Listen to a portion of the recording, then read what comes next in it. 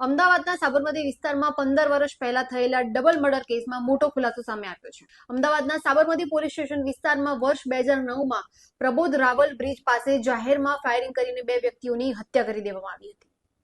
આ કેસમાં છેલ્લા 15 વર્ષથી ફરાર 2 મુખ્ય આરોપીઓને લોકલ ક્રાઇમ બ્રાન્ચ એટલે કે LCB ઝોન 2 એ ઝડપી પાડ્યા છે. 2009માં ડબલ મર્ડરની એક ઘટના બની હતી. ઘટના એવી હતી કે જે આરોપી અને ફરિયાદી બંને એરપોર્ટની બહાર ચનાચોર વેચવાનું એ કામ કરતા હતા અને એ જે કામગીરી કરતા હતા એમાં જગ્યા બાબતે એ લોકોને માથાકૂટ થઈ. એ માથાકૂટના અનુસંધાનમાં 2 રિક્ષા ભરી અને પ્રબોધ રાવળ જે બ્રિજ છે એમાં ફરિયાદી અને એની સાથેના 2 એના સાળા જે મુકેશ પ્રજાપતિ અને શ્રીકાંત પ્રજાપતિ એનું ફાયરિંગ કરી અને ગોળી મારી અને 2ની હત્યા કરવામાં આવી હતી.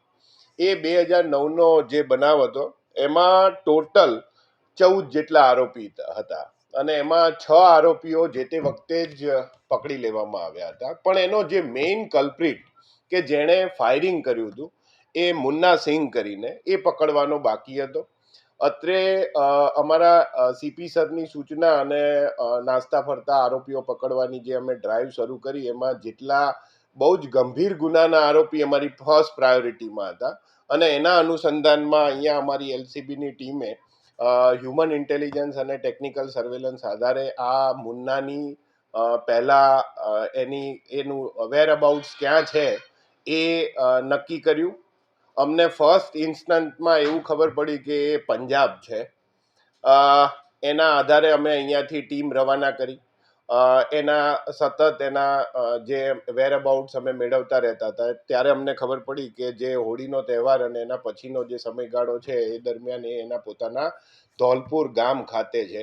હવે એ ગામની વસ્તી 1000 જેટલી, એટલે સ્વાભાવિક છે કે જ્યારે કોઈ બહારનો માણસ આવે તો ત્યાંના લોકો એને ઇન્ફોર્મ કરી દે. એટલે અમારા જે પોલીસ સ્ટાફ છે એણે વિવિધ યુક્તિ પ્રયુક્તિ કરી અને ગામમાં પહોંચ્યા અને આ 2 જે મુન્નો અને જે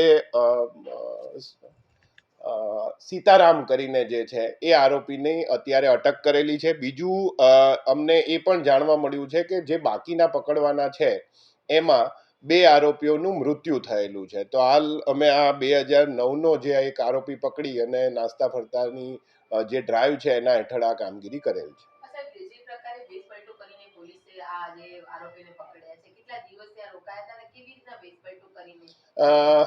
2 દિવસની આખી આ મહેનત હતી કારણ કે જ્યારે 2009નો આરોપી હતો અને અમારો સ્ટાફ નવો છે એટલે સ્વાભાવિક છે કે અમારી પાસે એના જે ફોટોગ્રાફ્સ હતા પણ એને આઈડેન્ટિફાય કરવો, કારણ કે 15 વર્ષ પહેલાનો ફેસ છે અમારી પાસે, એટલે એને આઈડેન્ટિફાય કરવો. એ એના ખેતરમાં જ હતો અને ખેતરમાં લોકેશન્સ એવા હતા કે જેથી કરીને દૂરથી જો તમે આવતા હોવ તો એને ખ્યાલ આવી જાય. એટલે અમારા જે માણસો છે એમણે ક્યાંક શાકભાજી વેચવા વાળાનું કામ કર્યું છે, ક્યાંક ટ્રેક્ટર ચલાવતા હોય એવું કામ કર્યું છે અને એ સમયગાળા દરમિયાન આને પકડેલો છે. એટલે જેટલી પણ પકડવા માટે યુક્તિ પ્રયુક્તિ થઈ શકે એ મારા LCBના સ્ટાફે કરી છે.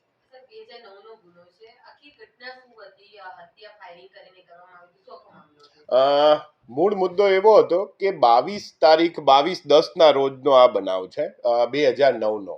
એ વખતે રાતે 1 કે 2 વાગ્યાની આજુબાજુ આ જે ચનાચોર વેચવાનું કામ કરે છે ફરિયાદી અને આરોપી બંને, એટલે એ મૂળ જગ્યા બાબતનો ઇસ્યુ હતો કે તારે અહીંયા વેચવું, તારે અહીંયા ન વેચવું. એ વેચવાનું પૂરું કરી અને 3 વાગે પ્રબોધ રાવળ જે બ્રિજ છે ત્યાંથી એ રિક્ષા લઈને ફરિયાદી અને એના 2 સાળા મુકેશ પ્રજાપતિ ને શ્રીકાંત પ્રજાપતિ જે બંને મરણ જનાર છે એ જતા હતા. તો આ આરોપીઓએ 3 થી 4 રિક્ષા લઈ ત્યાં આવી અને 14 જેટલા લોકો ઉતરી લાકડી દંડા અને એનાથી માર્યા છે અને એમને ફાયરિંગ કર્યું છે અને ફાયરિંગમાં આ બંને જણાનું મૃત્યુ થયેલું હતું. એ જે આરોપી છે એના રિમાન્ડ અમે 7 દિવસના અમે એપ્લાય કરેલું છે. રિમાન્ડ મળે એટલે હથિયાર બાબતનું જે મેઇન કલ્પ્રિટ છે મુન્નો જ કહી શકે એમ છે, એટલે હથિયાર બાબતની વિગત અમે એની પાસેથી મેળવીશું. હજી 6 આરોપી છે કુલ વોન્ટેડ અને એમાં 2 મરણ જનાર છે, એટલે 4 જેટલા આરોપી હજી પકડવાના રહે છે.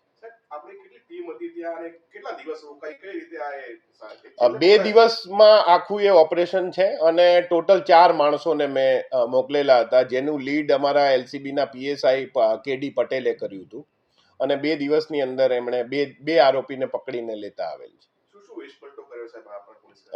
એમણે ક્યાંક ફાર્મર બન્યા છે, ક્યાંક શાકભાજી ખરીદવા અને લેવા, એટલે ગામડાનો એકદમ પરિવેશ ધારણ કર્યો છે અને એ ત્યાંની જે લોકલ જે એની છાટ હોવી જોઈએ એના પહેરવેશમાં, એ બતાવી અને એમણે આ કામ કર્યું છે.